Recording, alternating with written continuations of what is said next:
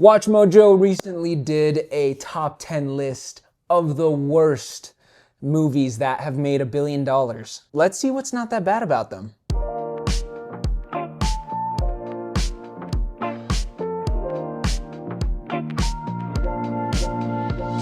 What's up, YouTube? I'm here again with my brother-in-law, Nathan Hughes. Thanks for doing this with me every time, whether we're in an office space or in a car. WatchMojo just did the top 10 list of the worst $1 billion movies. I've got to say, I'm not that surprised. You know, these are some... Yeah, no, there were some surprises, but you know, some of them you're like, yeah, that definitely would have made $1 billion and wasn't the best of movies. You know, not one I maybe go see again. You know? Right? Yeah. Right. I mean, it just goes to show that sometimes, like, box office success isn't the best indicator for a good or bad movie. In this case, we actually liked to see WatchMojo's thoughts on that. First on the list, at number 10, The Fate of the Furious in the Fast and Furious franchise. Was it boring? Was it bland? Did they not have like a moving story with some heart and some family? No, it had all of that, which is all you could really ask for a $1 billion movie. Yes, Dom was on a different team, you know? Right, that was different. That was definitely different. Well, it was the first without Paul Walker. Oh, right? Yes. Which they talk about in the video. Yes. Right, but just because Paul Walker, you know, was gone, doesn't mean that it was a terrible movie. Again, the action sequences were on par with their other movies at that point. Oh, definitely. I've never seen car stunts on ice. I believe they did that whole. No, I think that was new for them. They do a lot of like warmer weather in the other movies, so that was different, and that was fun. You still have a lot of the same cast, right? Obviously, Paul Walker not there, but everybody else was still there, and their comedic, you know, chemistry is just great in every movie. Oh yeah, you know, and so in this movie as well, it was still there. Yeah, you know. Yeah. So. I do love that the title, F8, Fate of the Furious. Yeah, I mean, you can't go. That's $1 billion title right there. $1 billion play on words. Next up after Fate of the Furious was The Hobbit, An Unexpected Journey. WatchMojo called it a little bland. You know, that makes a little bit of sense, though. It's the first movie of the three. Was it supposed to have everything? You know, as the first movie. And we've talked about this before. You got the first Lord of the Rings was very similar. It felt bland. There wasn't as much action. But there still was some, you know, and it kind of builds those relationships and things for the action later on, you know. And I felt that the first Hobbit did that. Here's the thing. At that time, there was a lot of excitement going back into Middle-earth. It had been years since the last Lord of the Rings had come out. I think it definitely deserved the $1 billion. Yeah. I mean, the hype for it was there. Of course, it would have reached that height. That threshold, yeah. No, definitely. And seeing how well the other Lord of the Rings did. And also, Martin Freeman playing the iconic role. Who doesn't love Martin Freeman? Who doesn't? You know? You get to see him in Sherlock. In the Marvel movies, Black Panther specifically. No, he plays that like kind of awkward, doesn't quite know what he's doing extremely well. I feel like, you know, and for me, like the music as well. You know, the Misty Mountain song, which was shown in that movie. So good. Next movie on the list is Aladdin, the live-action Aladdin, not just the regular Aladdin. No, you know? No, that one did not make $1 billion. But I mean, in that time period, nothing did. You know, so it made $1 billion purely out of nostalgia, and I think it did well with kind of keeping up with the nostalgia. Yeah, it had really great special effects. Will Smith as the genie, not replacing Robin Williams, but just kind of doing a different thing, which was good because you couldn't be a replacement. No, of course not. Not for Robin. It's a little bit of a tiny twist on the original. Yeah. Not like a full-on shot-for-shot remastering of the movie. Right. No, they take some liberties. They do a little bit of different things. Jafar has a whole kind of backstory and different thing that wasn't there before. A little more related. Jasmine Oh yeah, right, has a huge impact in this film, right?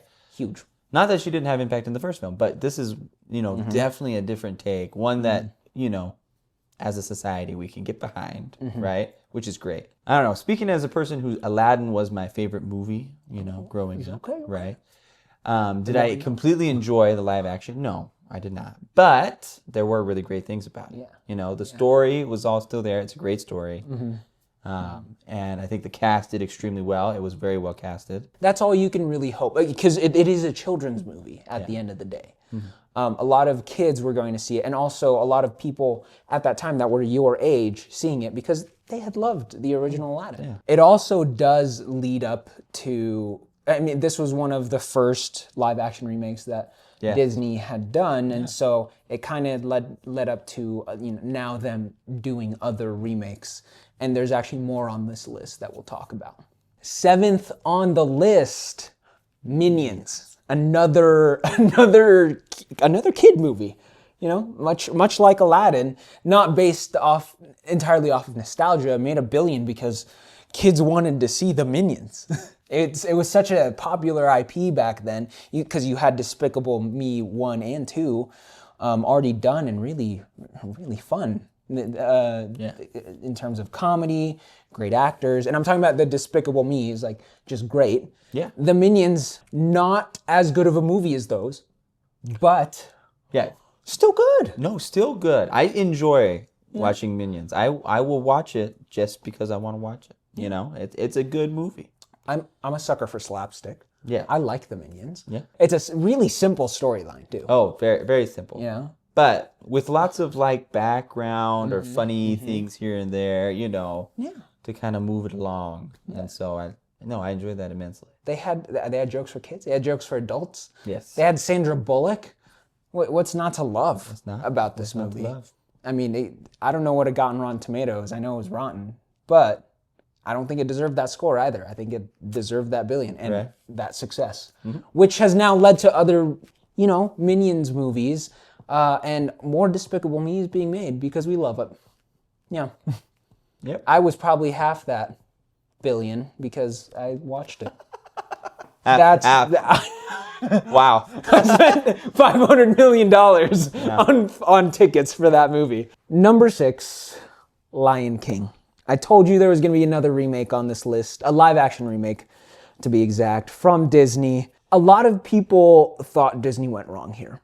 But how can you go wrong with a shot-for-shot remake of The Lion King? And I think that's what a lot of people said, right, is that it shouldn't have been a shot-for-shot, right? But when you look at The Lion King story, it's so great as it is. It's nearly perfect. It is, because, it comes from Hamlet or whatever, right? So it comes from the past, and it's good.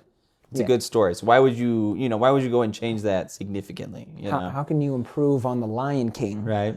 It's very well made, very well done. The CGI was there. Jon Favreau did an amazing job with it. I'm glad that a shot-for-shot remake of The Lion King made $1 billion because the story, it just gives props to the story and not the actual movie. Plus, hearing Seth Rogen sing, voice of a funny angel.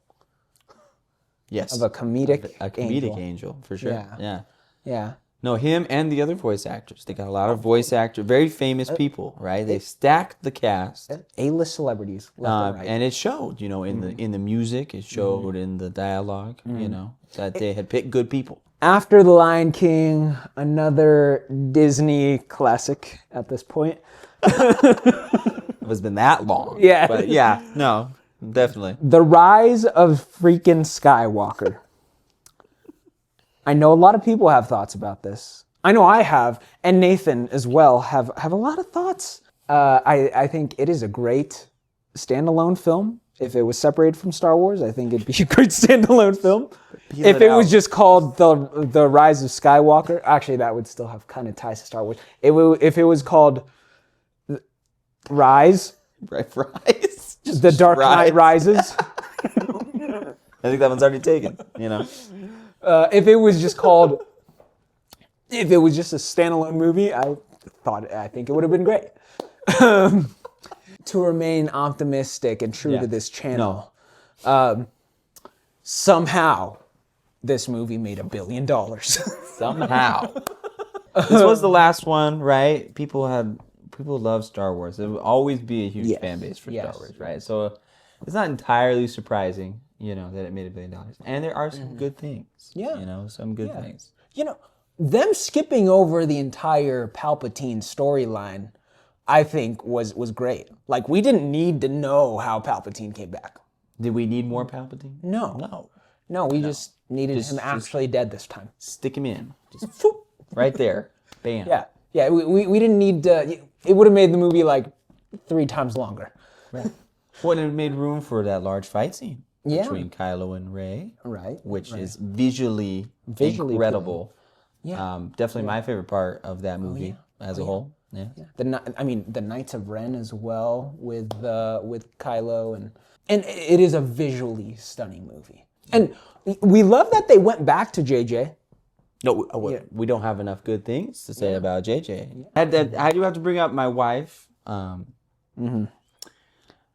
She comes from a big Star Wars family, and she loves that they did bring in a lot of the old Jedi as voice actors, right? At that end pinnacle scene, right, between Palpatine and Rey and everybody. Yeah. And just to have their voices, of Mace Windu, Qui-Gon Jinn, classic Jedi. I mean, it ended where it first began, which is on Tatooine.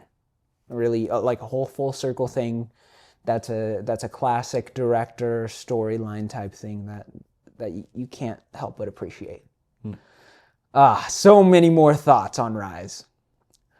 Not as many positive thoughts. Yeah, that's kind of where the positive. Yeah, that's where the positive is.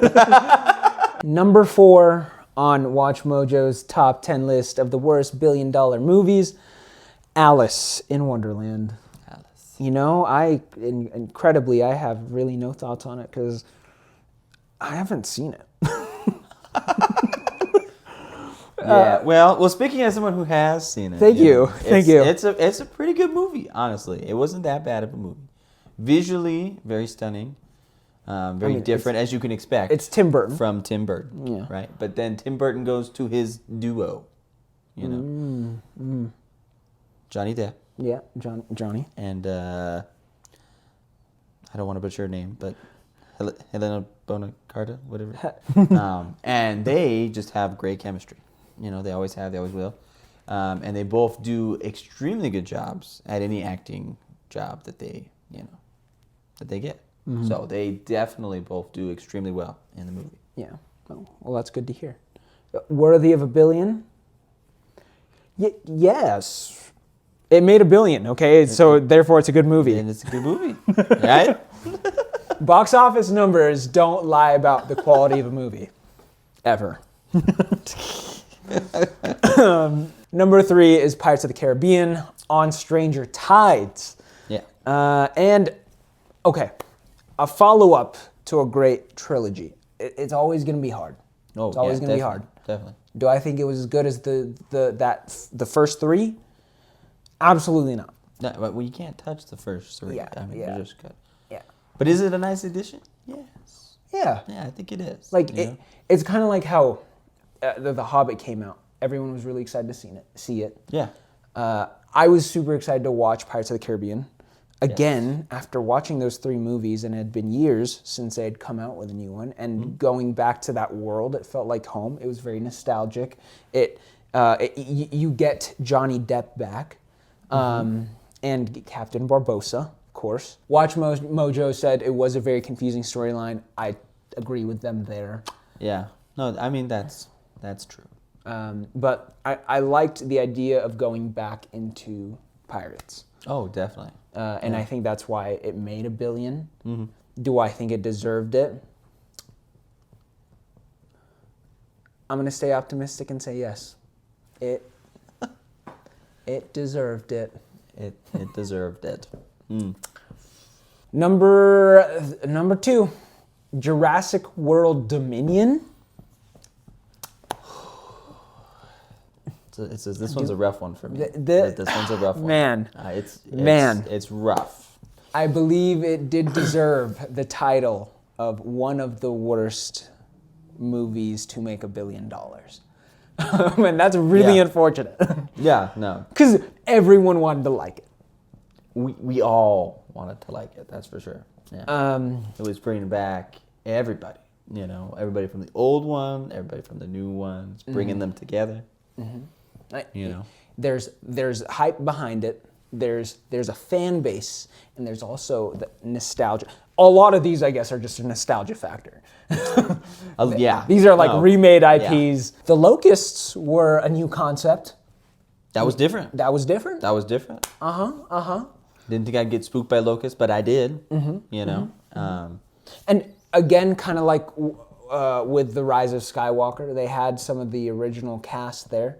Some of the original cast. And it was nostalgic. Brought It was in definitely that factor. nostalgic. They definitely played their parts as they would, you know, and that was well done. You know, that was well done. Yeah. Very ambitious to bring back an original cast. Oh, very. Yeah.